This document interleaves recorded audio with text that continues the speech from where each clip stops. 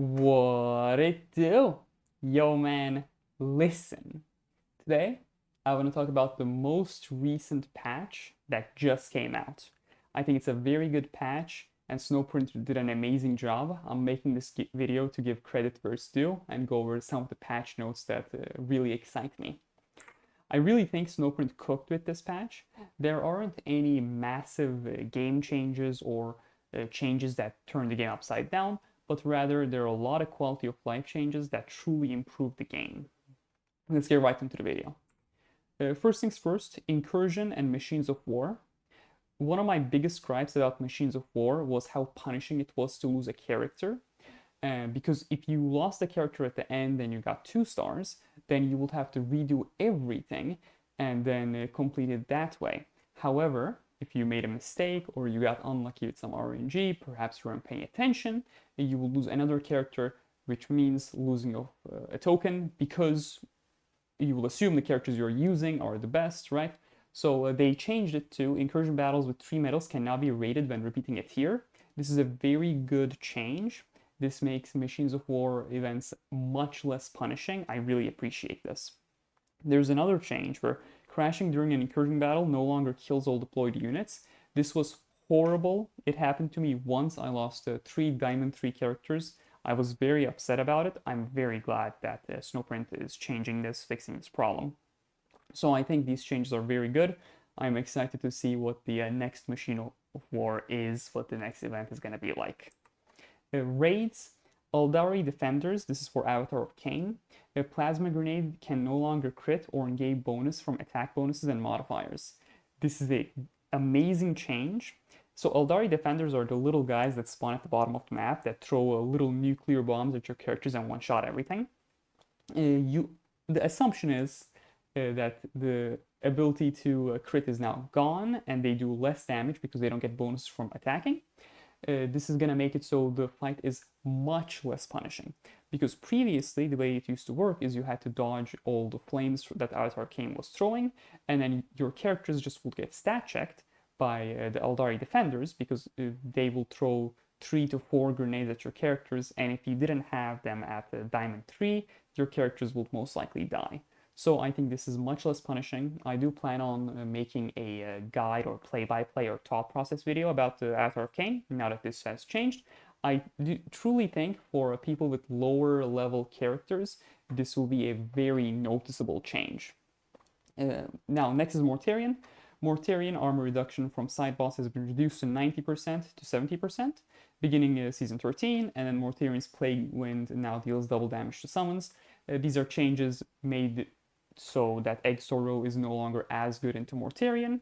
However, I've talked with some people, Egg Sorrow will still be usable, you just have to play in a very particular manner and pay a lot of attention.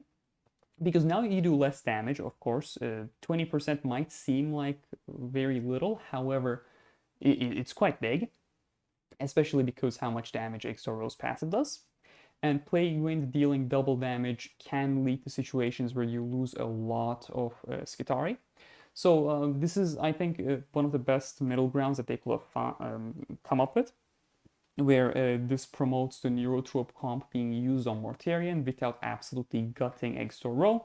I'm very happy about this. Row is still usable and still the best for everything else in the game, and truth be told, I think Row is still going to be very good into Mortarion, just maybe not at Legendary 5. And even then, Legendary 5 Row wasn't, as crazy.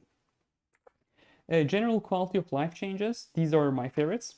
So first things first, power level ups give 3 onslaught tokens and 2 salvage tokens instead of raid tickets and coins. This starts from level 8. This is an incredibly good change. You might be thinking to yourself, oh, I'm gonna miss the coins. You're not gonna miss coins because remember, onslaught gives you coins. So 2 tokens is around 20,000 coins. If you wait to level up on Friday, that's 40,000 coins. That is a lot of coins.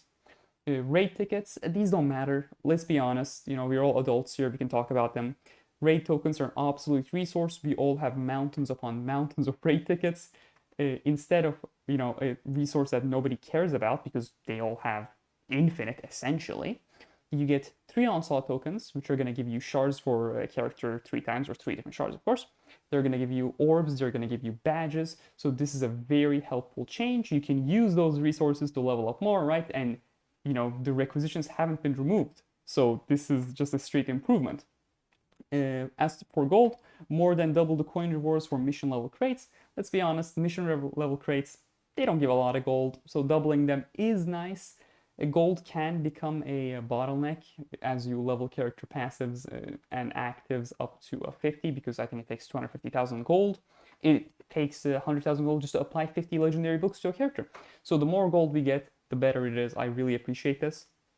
Fixed Doctrina Imperatives, which is a Tangida's active ability, not counting for missions at all. This is a great change, because remember, Tangida can use the active ability every single turn, so it will be much easier to farm those use ability X times missions.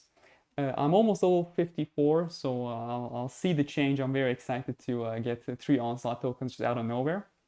And you know, these are very good quality of life changes. I truly appreciate them.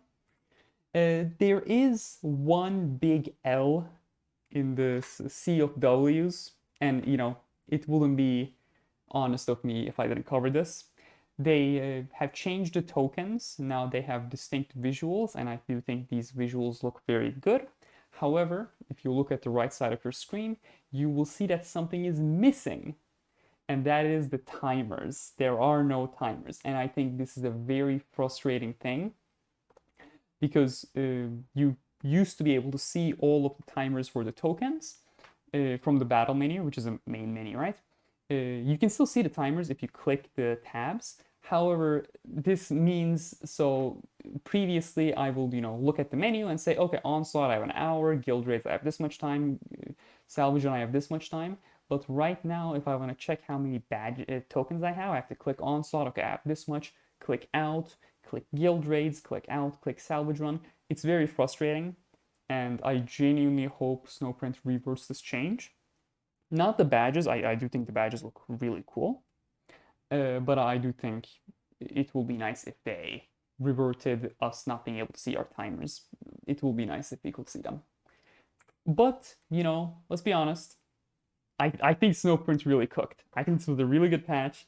I'm very content. This video was unplanned, but as I was reading the patch notes, I was thinking to myself, goodness, these are, you know, very enjoyable changes. I'm quite happy.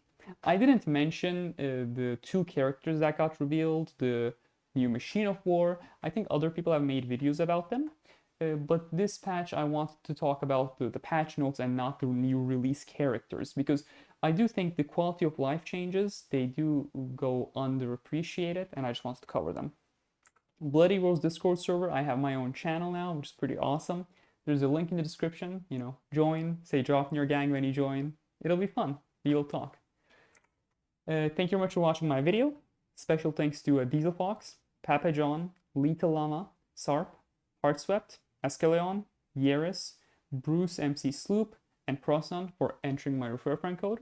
It genuinely means a lot to me. And for those of you who haven't entered your refer friend code, that's perfectly fine. You giving me the time of day, I really appreciate it. So once again, thank you very much. Have a good day and stay safe.